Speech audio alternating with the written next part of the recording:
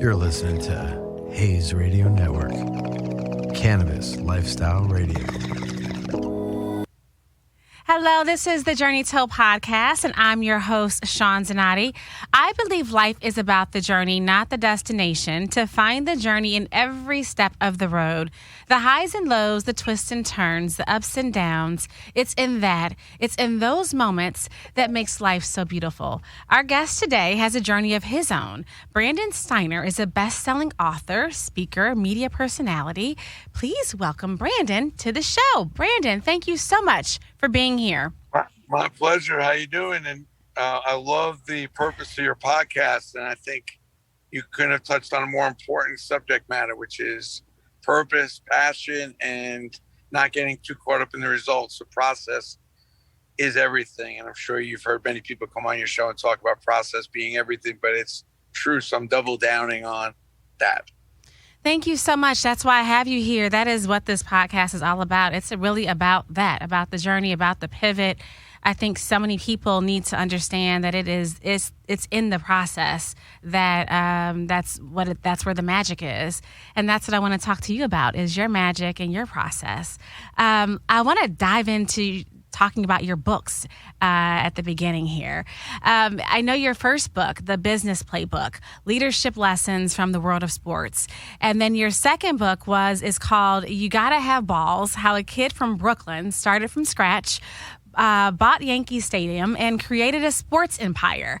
Can you kind of take us into the mindset of your mindset as you wrote book 1, book 2? And book 3, Living on Purpose. Yes. Faith, Fitness. I was getting there. What's funny is, first of all, I'm half illiterate. I'm not a big reader, although I do read through a lot of books. And I have quite a library of every inspirational sports book, business book. But I have a hard time with my OCD issues to sit down and read a whole book, which most people that have ADHD and OCD generally don't read entire books. Yeah. If you're out there listening, you agree, please chime in. But what's funny is like the first book, The Business Playbook, when I realized that I'd gotten some incredible lessons from my mom and another mentor of mine, Alcy Jackson, who was a hat maker from Philly, 6'6" black man that could pick me up literally by the top of my head and throw me away, like throw me 100 yards, no problem. He was like a dad to me, and he taught me, just invaluable lessons about life. I just was fortunate to stumble upon him when I was a teenager. And I spent every summer with him through the end of college, and he kind of guided me to a lot of success along with my mom. My dad died when I was 11, so he really played a vital role. He gave me a lot of direction about things that I should be doing in my future, as far as growing up and the things I need to do in order to be successful. The Business Playbook is interesting because when I got out of school, I had been working since I'm 10 years old. And, I'd worked, work. I'm not talking about, sweeping on some floors. I've been working, a good 20, 30, 40 hours a week all the way through high school. And, in college, I worked, almost full time. And what's crazy is I get out of school and I can't get a job. 250 interviews, nothing. And so you imagine, and I always had the vision I was going to have a company one day or multiple companies. So as I'm in this struggle, I'm like, one day when I figure this out, I got to write a book about how you get started because I think I'm late, even though I started at 10. I have kids. Yeah. Imagine you're a 10-year-old getting up in the morning, going to work on his own, collecting his money on his own. I can't even get my 10-year-old to get dressed, eat breakfast this morning. Yeah. But so, I write this book, The Business Playbook. And what's funny about that book now is that I'm 61 and I'm restarting my new business, Collectible Exchange and Athlete Direct, 2 new companies, brand new after 30-something years, having built Steiner Sports, no more. And I'm literally going back to the Business Playbook, which is all the stuff that you do when you want to get started. If you read the Business Playbook, you say, something? You read a lot of these business books, and sometimes it's so hard. You agree with what you're reading, but it's hard to put it in play. Everything in this book, you can put in play. And starting in high school, like I tell kids all the time, like you're a kid, enjoy being a kid, but you can still put it in play. You can still work on success. As a matter of fact, it's going to be you get double credit when you start working on success when you're a young teenager, because most other kids are not. So you got to make that decision. And that's where the business playbook comes in. And what happened in the business playbook is I had all these great interviews with all these great players, and the editor made me take a lot of it out. And he wanted bigger name athletes. So I had to kind of redo the book a little bit. And when You Gotta Have Balls came out, which is my mother's favorite line, by the way. Mm-hmm. My mother was like, be relentless, be fearless. Yes. Don't accept the status quo. You got to have balls. You go in, you do it the right way, and you do it so you can't possibly have any more room to breathe. And that was my mother's line since I was like 7 years old. And on the Balls book, I wanted to talk about like my mother's stories. I wanted to talk about the personal stories, the hardships, the really good common sense lessons that I learned from my mom that I literally made millions of dollars off of. When I see my mother up in heaven, she's going to say, love you, proud of you. Where's my cut? What you stole and used, I cannot believe. It wasn't even exactly what I meant to say, what I exactly told you, but you manipulated it in a way that you did so well, and I deserve a part of your success, and I want to cut. I get it. So tell me about that. Do you feel, do you feel like you're carrying on a bit of your mom, of her memory as you're telling these stories? Or do you feel like this is just what it is? This is what I think we all choose, we all choose whether we want to be smart, but listen, there's nobody more important in your life than your mom. And there's nobody probably smarter either than you're going to meet than your mom, who's going to look out for you better than your mom. I happen to have a really smart, savvy businesswoman as a mom. Back in the 60s, that wasn't like you saw every one of those every now and then. Women were housewives, nurses, secretaries. Mm-hmm. That's kind of about it. Maybe you were a stewardess, you know what I mean? Mm-hmm. Or a sir or waiter. Mm-hmm. Like, my mother was running businesses, auto parts, travel agency. She was definitely not in any way thinking about, as far as what a man could do or what a woman could do. My mother did whatever she wanted, whenever she wanted. And that was the story there.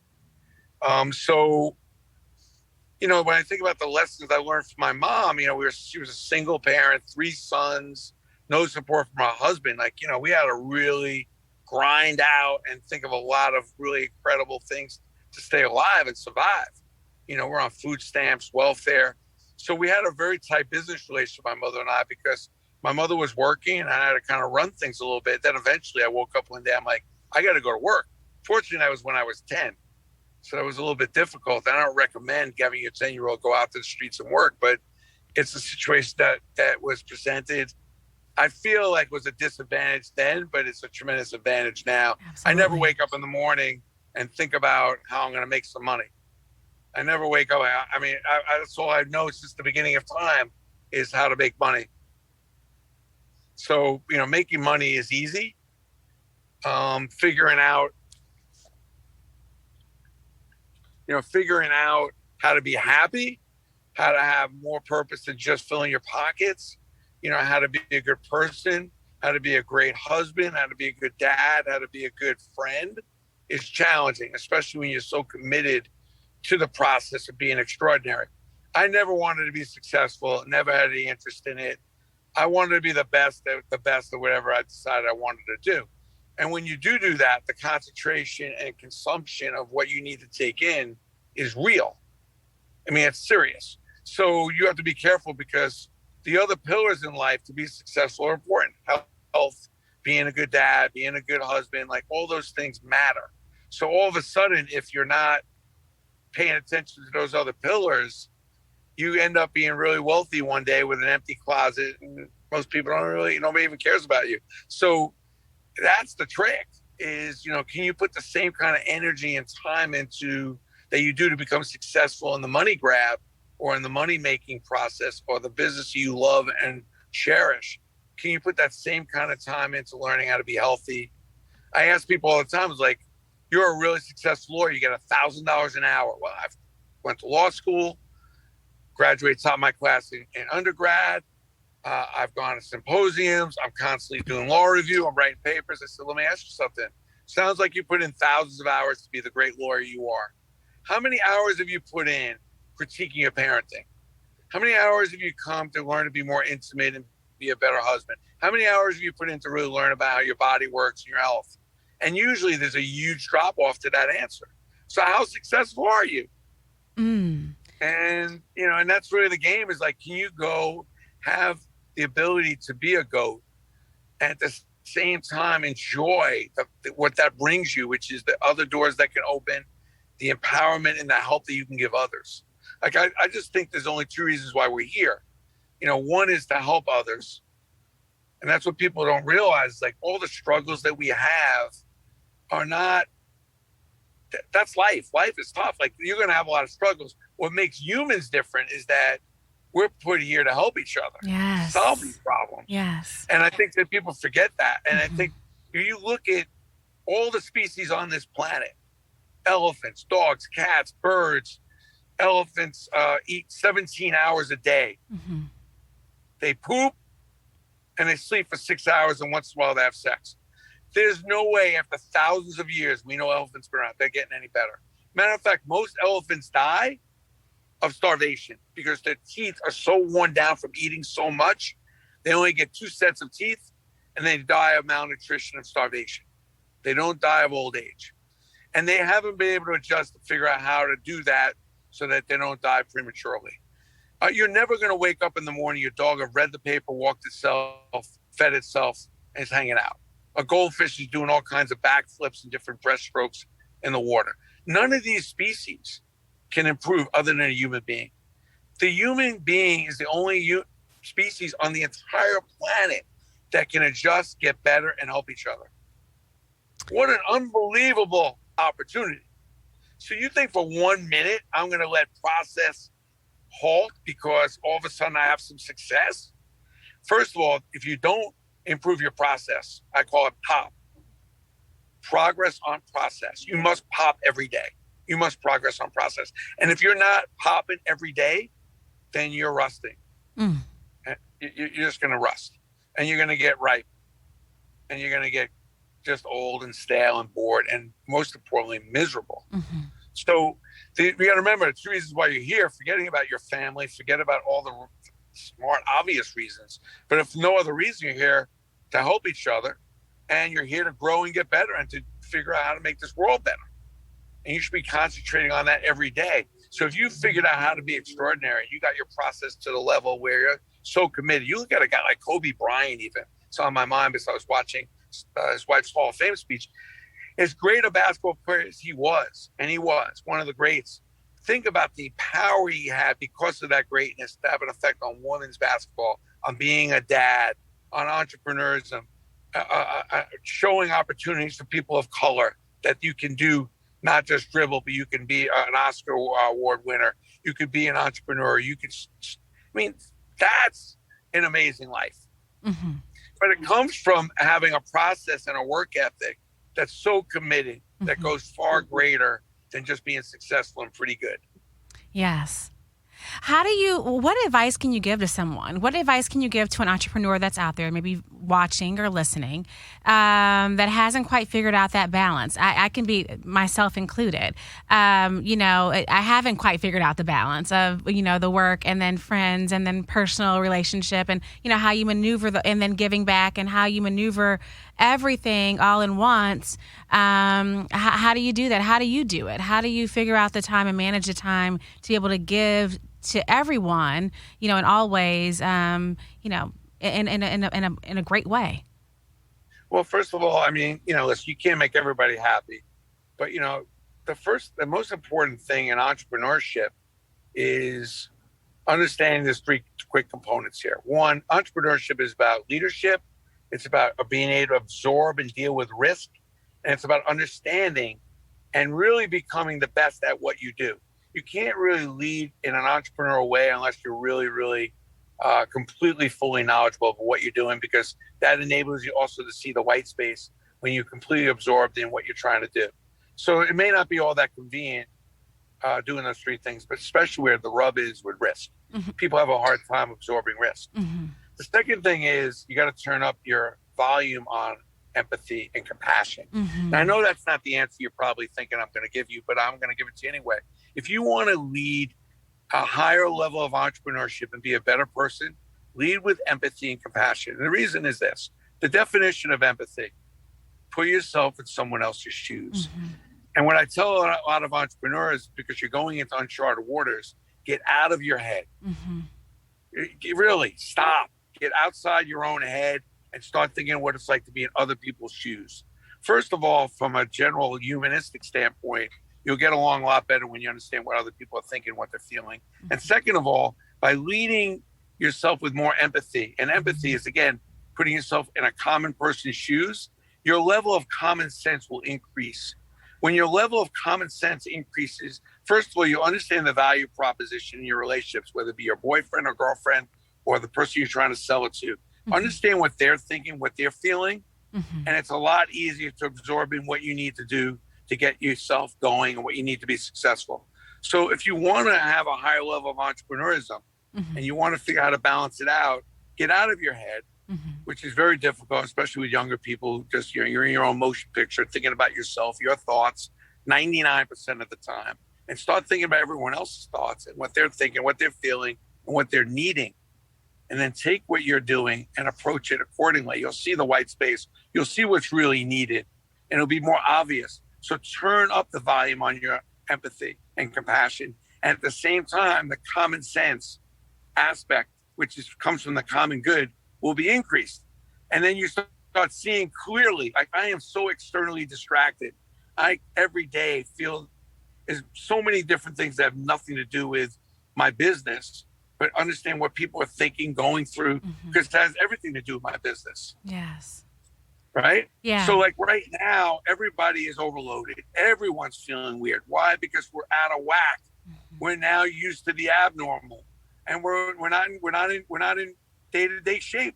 We used to get up in the morning, you go to work, you're used to the commute, you're used to 50 different things coming at you, then getting home, figuring out how to shop, cook dinner, everything. Now all of a sudden you've been home and it was a different routine. Yeah. So now all of a sudden you got a different kind of workload on you. And all of a sudden maybe the parents want to see you, and some friends who haven't seen you for months, now they want to see you. And all of a sudden everyone's feeling tremendous pressure and overload right now. And what I say is turn up the empathy, turn up compassion, communicate with people, and you have plenty of time to do all those things. And all those things will get put in order when you get back into day-to-day, regular, normal, everyday shape.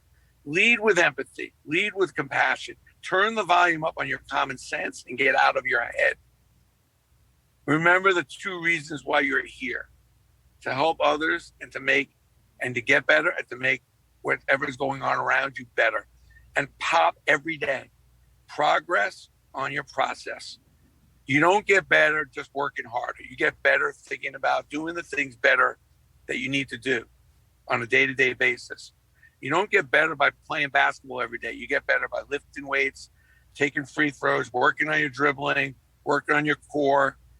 That's how you get better. You don't get better just wanting to make more money. Don't chase the money. Chase the things that help you make the money. You get more successful in business by improving relationships, not just initiating and having them, but improving those relationships, improving your products, improving your customer service, not just talking about it, but putting things in play that sometimes are painful, sometimes that hurt your bottom line, but it also helps your brand. Most people talk the talk, but then when it comes to doing what's really necessary, I guarantee you're feeling a little overwhelmed, and I've only known you for a little while now, but wake up an hour earlier. Who said you have to go to bed at 11 and wake up at 7? Go to bed at 10 and wake up at 6 and take an hour to organize yourself a little better. It's unbelievable. And, life is a series of compromises and adjustments. I think that's been the key to my process, is that I don't get so stuck on some of the things that I know that are important. Sometimes I compromise them and I make the adjustments. That's great. Well, I went on a little rant there. I'm sorry. I love the rants because in the rants, I learn. The audience learns. You learn more in the rants. Believe me, you do. So that was great. I know that you're an expert commentator on CNBC, you're on CNN, you're on MSNBC, on ESPN, in the sports world. How has sports changed in the midst of COVID, would you say?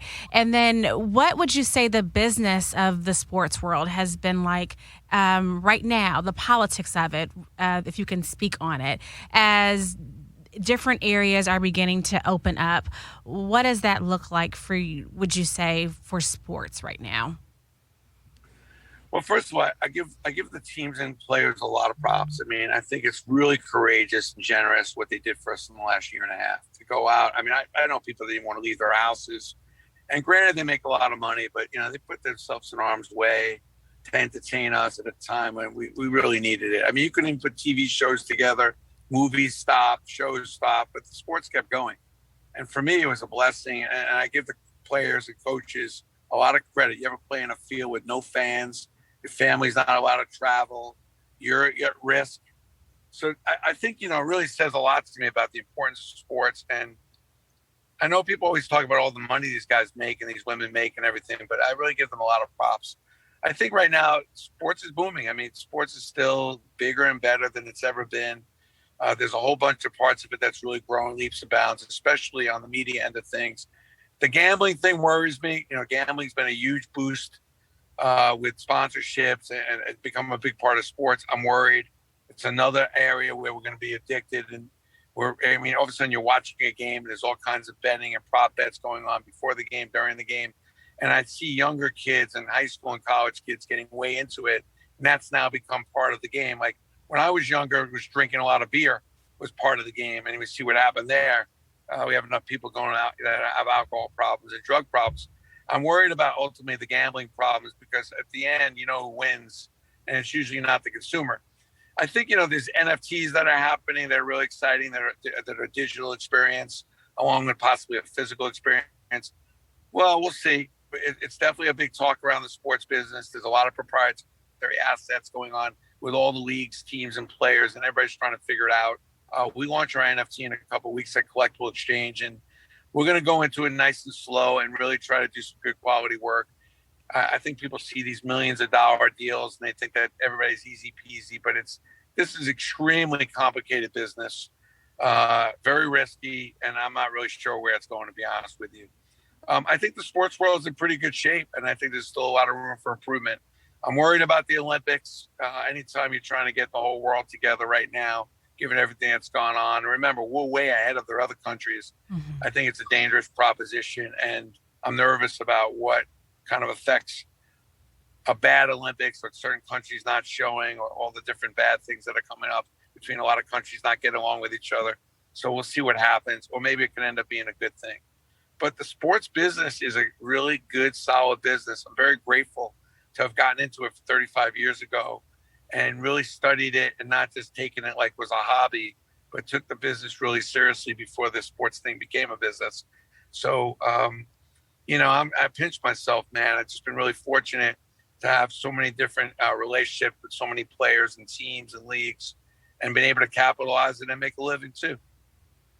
Absolutely. Stiener Sports Agency. I know you were the founder and CEO of the agency. I have a sports agency too. I know the demands that can go along with running an agency with athletes and speaking engagements and so forth.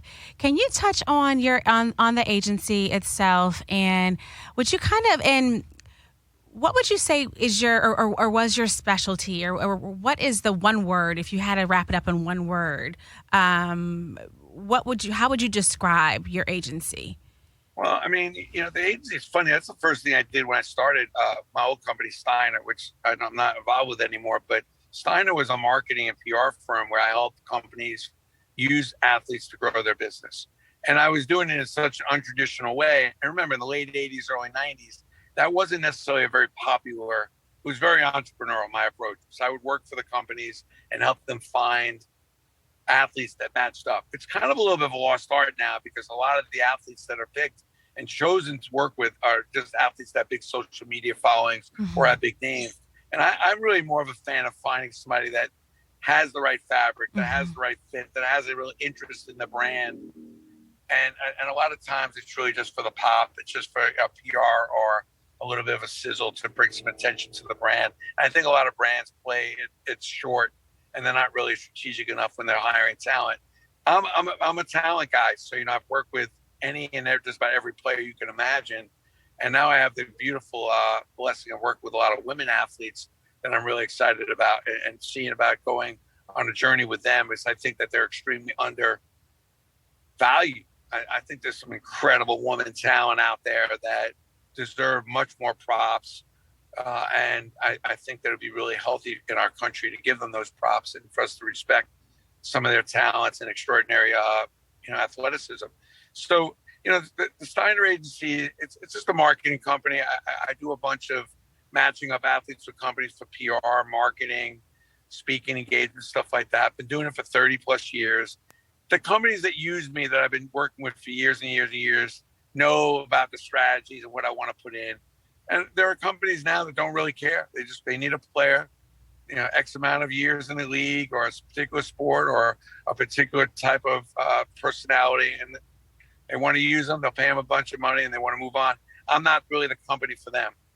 The collectible exchange is like a form of eBay, which I now have 100,000 items on collectible exchange, where you can buy and sell your collectibles in a really dignified, authentic, safe place. And then Athlete Direct is like an Amazon. It's part of our collectible exchange. It's an Amazon where players can sell stuff direct to consumer. We have like 50 athletes with another 50 that should be going up this month. So by the end of June, we'll have 100 athlete websites on Athlete Direct that you can go to a player and buy something directly from a Sue Bird or from a Mark Messier or a Mariano Rivera, that kind of thing. Pretty cool. That is awesome. Can you talk a little bit more about both of those platforms? Collectible exchange, I think the real get there is that, I can work with Mark Messier on a water product, or Mariano on this snack bar, these healthy snack bars. All the players have an interest in doing something, but wanting to do something and then doing it, again, process. So what I offer the players is a platform, an audience, and distribution. So I'm like their partner. So as they get into different things, like a hockey player today, his name is Mike Richter. He has this maple syrup, Mike's maple syrup. Mm-hmm. And he's calling it the hat trick, a hockey guy. Mm-hmm. So, we're going to actually get behind and we're going to put the syrup on the platform and help them distribute it. I'm really excited about Athlete Direct because there are thousands of players that never get an opportunity to have a platform. We're not talking about the LeBron James and the Michael Jordans who get a platform 24/7 and then twice on Sunday. Yeah. But there's so many great athletes, especially now with the potential college athletes that will have stuff that they want to take advantage of with name and likeness, their autograph, licensed products, game used products, that now be able to come onto the site in a safe environment. The collectible exchange, just one thing I want to mention is I've produced over 35 million autographs in my career. I put a lot of product out there, and there's a lot of collectors out there that have been extremely supportive. Mm-hmm. But a lot of them now are older, they want to sell their stuff. So creating a place like Collectible Exchange that's a really focused environment for people to be able to sell their stuff, as opposed to the only really good environment you could do that on is eBay. Yeah. And I don't really see that as a justifiable solution in this particular category. It's a great site when you think about it. It's one of the biggest in the world, but not for collectibles. So I saw an opportunity. And that's what I'm doing right now with some of my collection. Because my wife's like, you got to sell your stuff. You have too much stuff in this house. You got to get rid of it.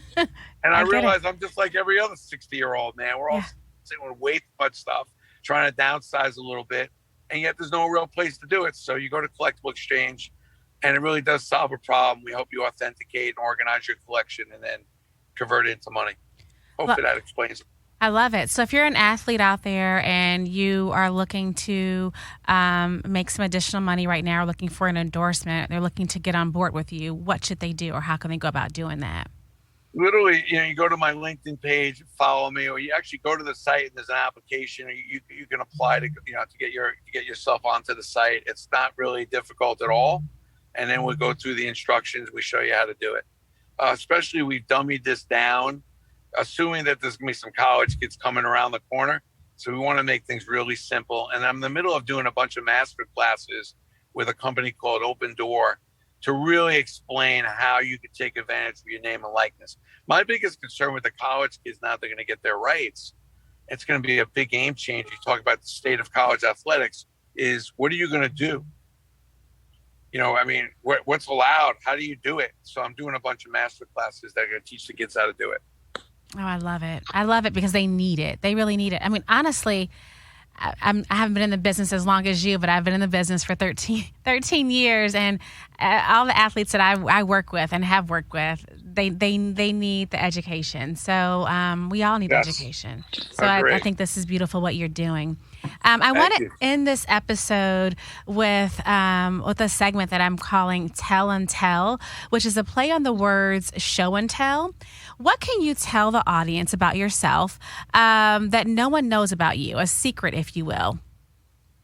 Well, two things. One, I love Oprah Winfrey. It's one of my role models. Okay. Never met her, but I mean, I love Oprah. I should be put in jail with everything I've stolen from her. I mean, she's just been an incredible role model for me in learning how to teach, using the success you have and putting it to use, and also learning a little more about the spiritual part of life and the soul, and really being more of a complete person. Mm-hmm. I think what she's done on TV, I've watched her show for 25 years and now Super Soul Sunday for another 10. And love the Imagine Dragons, my favorite band. And listen, there's nobody more important than my wife. She's my best friend, and she's everything. So I know people look at me. I've had a lot of relations with a lot of big name players and this and that, but none of them trump the importance of my wife. And I know a lot of guys say that, but I mean that. Yes, I love that. I love that. And just one little thing, can you give a little piece of advice to someone who may be out there right now and may just need a little inspiration to just get going, may want to start a business and may not know where to start or how to get going, and may not have the entrepreneurship mindset that you have, but hear this podcast and they want to get going but not know how to do it. What can you say to them? Two things. Take action over anxiety. There's no sense sitting around stressing over what you want to do. Take action. If it's cleaning up your room or just putting a little business plan together, start off with the small stuff. Rome wasn't built in a day, but they were working on it every day. And then the other thing is that listen, when I came out of school, I'd been working for over 10 years. There's nobody more of a serial entrepreneur than me, right from the get-go. Mm-hmm. My mother's like, there's no way you're starting your own business right now. You go work for some people, you go work for the best quality companies you can get a job for, and you learn how business gets done. And when you learn how people get hired, fired, how to hold yourself in a meeting, all the little things you need to do, you do that on someone else's dime. And then when you learn how to do that, then you can take an idea and execute. Remember, execution beats strategy for breakfast. And by working for other people it's not a bad thing. You can go work for some really good companies and you can really learn a lot from those companies, and you can always get into the entrepreneur state. But to go into complete entrepreneurship without the experience in the industry, the business you want to go in, is very, very dangerous. And there's nothing wrong with going to work for some really good companies, whether you're in the mailroom or whatever you're doing, just learning how day-to-day business execution gets done. Because just having a really good idea does not get you to the big dance. Absolutely. You have to execute it. You have to execute. Well, thank you. Thank you so much for being here. Thank you for being on the podcast. I really enjoyed this conversation. Well, thank you for having me. I appreciate it. I hope you'll have me back. I will have you back. You have to come back. I'm always ready to go. And I'm hoping that this conversation was helpful to, some of the people listening, because I love entrepreneurship. And in this country, we need to push entrepreneurship 100%, with big businesses being so dominant now. Mm-hmm. We're starting to lose a grip on entrepreneurship and small business in this country, which is one of the reasons why I love doing these podcasts and having this conversation with you, because I hope I can inspire some younger people or people that are thinking about it to do it. Mm-hmm. Because entrepreneurship is what this country is all about. Yeah. And we need more of it. And there's more and more big companies taking over and pushing entrepreneurship and small business to the side. And we need to actually level that out. I have no problem with big business. I just don't want to see it at the expense where we're not entrepreneurial and we're not focused on supporting small business. Absolutely. I mean, small business, it's the heart of the country. It really is. Thanks. Yeah. Exactly. Well, thank you so much. You're welcome. Hey, thank you. And send me your address. I want to, my book's free on Collectible Exchange. If you go there, you can get it for free. Just pay for the shipping. And will you please send me your address offline, and I'll send you some copies of my books. Absolutely, I will. Thank you so much. I appreciate it. Thank you. Have a great day. Stay safe. You too. Thank you again. Bye-bye. Bye-bye. Well, that's it for this edition of The Journey Told Show. I'm going to leave you guys with words that my father so often said to me, and that's to be the best you that you can be. Let that sizzle in your spirit. Until next time, folks.